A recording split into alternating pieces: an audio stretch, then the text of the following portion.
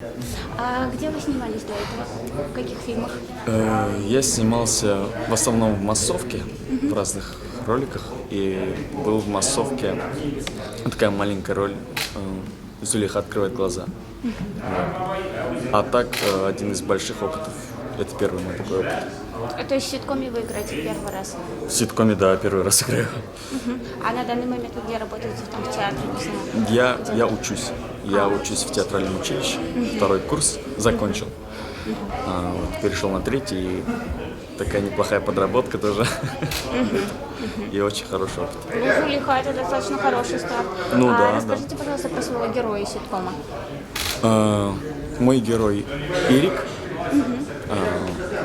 такой татарский тинейджер, который разбирается в технологиях, в каких-то информационных технологиях, проще говоря, шарит в компьютерах. Но, если честно, мой персонаж еще не полностью для меня раскрылся. То есть вы не можете пока описать его характер? Да, вот я сказал то, что я знаю. Мне кажется, вот спустя несколько серий я буду с каждой серии все больше понимать, кто он. Раскрывать. Да, раскрывать его.